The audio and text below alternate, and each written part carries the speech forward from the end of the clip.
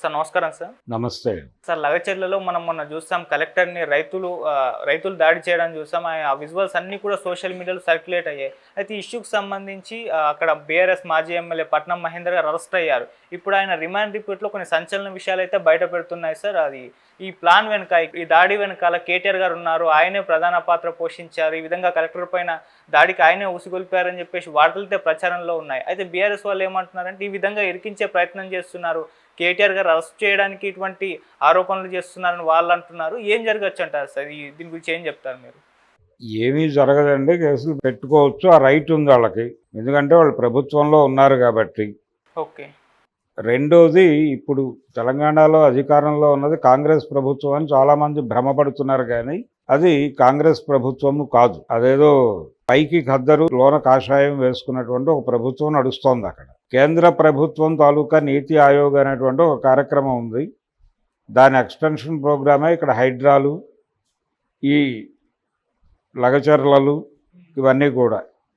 అంటే కార్పొరేట్ల కోసం భూములు ప్రొక్యూర్ చేసి ప్రభుత్వ భూముల పరిరక్షణ కార్యక్రమాన్ని ఒక మహోద్యమంగా నిర్వహించటం అనేది కార్యక్రమం. అది కేంద్ర ప్రభుత్వ నిర్దేశిత కార్యక్రమం.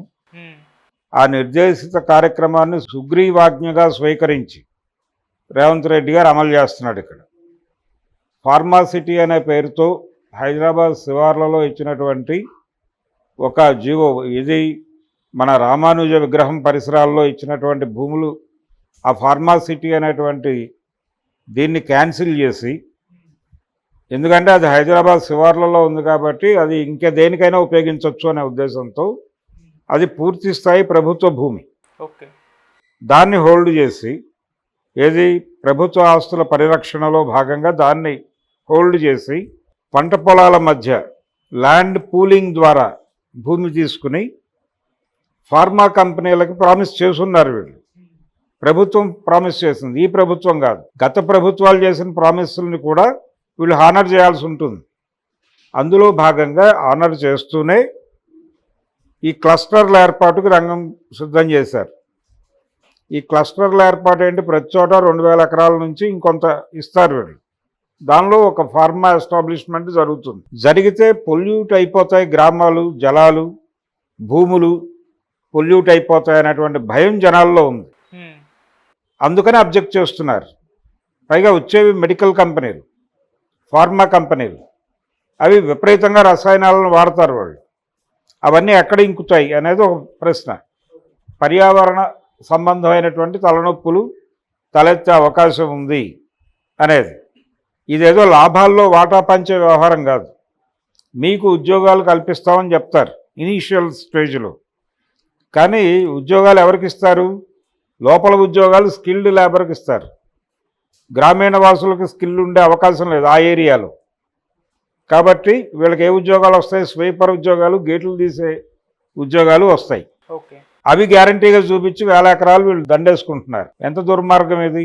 జనాలు అందుకు తిరగబడ్డారు. అది ఒక పార్టీ ఉందని వీళ్ళు ఆరోపిస్తున్నారు, ఆపాదిస్తున్నారు. అది బీఆర్ఎస్ డిజైన్డ్, జనాలు అనుకూలంగా ఉన్నారు. మేము చేయబోతున్నటువంటి ల్యాండ్ పూలింగ్కి ప్రజలు అనుకూలంగా ఉన్నారు, బీఆర్ఎస్ వాంటెడ్గా రెచ్చగొట్టలేదు తప్ప వాళ్ళు రెచ్చిపోవట్లేదు అనేది ఎస్టాబ్లిష్ చేయడం కోసం కేటీఆర్ని టార్గెట్ చేస్తున్నారు. కేటీఆర్ని కేంద్రంగా మార్చేస్తే కేటీఆర్కే దిక్కులేదు, మీకు ఎలా ఉంటుంది? కాబట్టి జనాల్ని టెర్రరైజ్ చేయడం కోసం కేటీఆర్ అరెస్ట్ మీద ఒక సినిమా నడుపుతున్నాడు రేవంత్ రెడ్డి గారు. దీని వెనకాలన్న ఉద్దేశం అది. వాళ్ళు చాలా స్పష్టంగా ప్రభుత్వ భూములు పరిరక్షించి కార్పొరేట్ అవసరాల కోసం వినియోగించడానికి ఒక ల్యాండ్ బ్యాంకుని సిద్ధం చేసుకుంటున్నాయి అన్ని ప్రభుత్వాలు. తెలంగాణ మాత్రమే కదా, ఆంధ్రాలో జరుగుతోంది అదే, మహారాష్ట్రలో జరుగుతోంది అదే, మధ్యప్రదేశ్లో జరుగుతోంది అదే. నీతి ఆయోగ్ అని ఒక ప్రోగ్రాం ఉంది వాళ్ళకి, దాని రిఫ్లెక్షనే ఈ హైడ్రాలు ఇవన్నీ. కాబట్టి తెలంగాణలో రాజ్యం చేస్తున్నది భారతీయ జనతా పార్టీ పాలనగానే అనుకోవాల్సి ఉంటుంది. అది కాంగ్రెస్ పార్టీ పాలన కాదు. కాంగ్రెస్ పార్టీ గతంలో అనేక సందర్భాల్లో అధికారంలో ఉన్నప్పుడు ఇలా వ్యవహరించలేదు. కాంగ్రెస్ పార్టీ వ్యవహార శైలికి భిన్నమైన వ్యవహార శైలిలో ఇప్పుడు తెలంగాణ కాంగ్రెస్ నడుస్తోంది. కాబట్టి ఈ మొత్తం స్కీమ్ని ఆ కోణంలో అర్థం చేసుకుంటే తప్ప వాస్తవం ఏమిటో తెలియదు. అది గొడవ. సార్ ఇప్పుడు దీన్ని బీఆర్ఎస్ అంటే ఇప్పుడు రైతుల పక్షాన్ని నిలబడి ఫైట్ చేసే ఒక అవకాశాన్ని వాళ్ళు కోల్పోయారన్నట్టుగా చెప్పుకోవచ్చు సార్, అంటే ఎక్కువ వాళ్ళు వెళ్ళలేదు ముందుకి అని. ఇక్కడ ఆ రోజున బయటకు వచ్చింది రైతులే, అది అన్ని విజువల్స్లోనూ స్పష్టంగా ఉంది. అవును. ఒకవేళ చెప్పారు అనుకుందాం, చెప్పే హక్కు ఉందిగా రాజకీయ పార్టీకి. మీరు ఒక ప్రాజెక్టు తెస్తున్నారు ఒక ప్రాంతానికి, ఆ ప్రాజెక్టుకి సంబంధించిన మంచి చెడు ప్రజలతో మాట్లాడే హక్కు ఈ దేశంలో రాజకీయ పార్టీలకు ఉందా లేదా? ఉంది. ఉన్నప్పుడు ఒకవేళ అదే చేస్తే తప్పేంటి? మీరు సమాధానం చెప్పండి. అరెస్టులు ఎందుకు అరెస్ట్ చేయాలి? పొలిటికల్ క్రిటిసిజం మీ మీద వచ్చినప్పుడు మీరు ఒక పొలిటికల్ స్టేట్మెంట్ ఇచ్చి ఒక శ్వేతపత్రం సమర్పించండి ప్రజలకి. ఎందుకు మీరు ఫార్మాసిటీ రద్దు చేసి ఆ ల్యాండ్ సెక్యూర్ చేసి ల్యాండ్ ప్రొక్యూర్మెంట్ కోసం ఎందుకు వెళ్ళారు? దానికి సమాధానం చెప్పమనండి. అది లేకుండా అక్కడెక్కడో ప్రజలు తిరగబడ్డారు, దానికి వెనకాల టీఆర్ఎస్ ఉంది, లేకపోతే బీజేపీ ఉంది, లేకపోతే మరో పార్టీ ఉందని చెప్తే ఎట్లా కుదురుతుంది? ఆ పార్టీలు ఆ రకమైన డిమాండ్తో గతంలో మీ ప్రభుత్వం దగ్గరికి వచ్చి ఉండొచ్చు. ఓకే. అంత మాత్రం చేత వాళ్ళే ఇవన్నీ చేశారని మీరు ఎట్లా నిర్ధారిస్తారు? పబ్లిక్ ఒపీనియన్ అది. జనాలు సిద్ధంగా లేరు. మీరు చేస్తున్నటువంటి అభివృద్ధి పేరుతో మీరు చేస్తున్న దుర్మార్గాల్ని ఓర్చుకునే ఓపిక నశించి వీధిలోకి వచ్చారు ఆ రోజు. అది మీకు అర్థం కావాలి. అది అర్థం చేసుకోకుండా మళ్ళీ మీరు రివర్స్లో జనం మీద దాడి చేసే పద్ధతిలోనే మాట్లాడుతున్నారు. అంటే ఇది పాత కాంగ్రెస్ తరహా ప్రభుత్వం అయితే కాదు. గతంలో ఎవరు ముఖ్యమంత్రిగా ఉన్నా, అది బ్రహ్మానందరెడ్డి కావచ్చు, వెంగళరావు కావచ్చు, పివి నరసింహారావు కావచ్చు, మరొకరు కావచ్చు, ఇంతకంటే పెద్ద ఎత్తున ఉద్యమాలే జరిగినాయి. విశాఖ ఉక్కు ఉద్యమం కావచ్చు, జయాంధ్ర ఉద్యమం కావచ్చు, అది సీరియస్గా పోలీసులతో అణిచివేశారు. ఓపెన్గా చెప్పే జరిగింది. అది మసిబూసి మారేడికాయ చేయలే. ఇప్పుడు అది కనిపిస్తోంది. ఓకే సార్, ఇప్పుడు కూడా అంటే ఇంత వ్యతిరేకత వచ్చినా కూడా ఫార్మా కంపెనీ చేపడతామన్నట్టుగానే వాళ్ళు మాట్లాడుతున్నారు. దాన్ని ఆపే యోచనలో అయితే కనబడట్లేదు. ఫార్మా కంపెనీలు, ఫార్మా క్లస్టర్లు తీసుకురావడం అనేది అభివృద్ధి అని చెప్తోంది ప్రభుత్వం. ఎవరికి అభివృద్ధి? ఫార్మా కంపెనీలు ఇక్కడ రావడం ద్వారా ప్రభుత్వంలో ఉన్న పెద్దలకి ప్రయోజనం.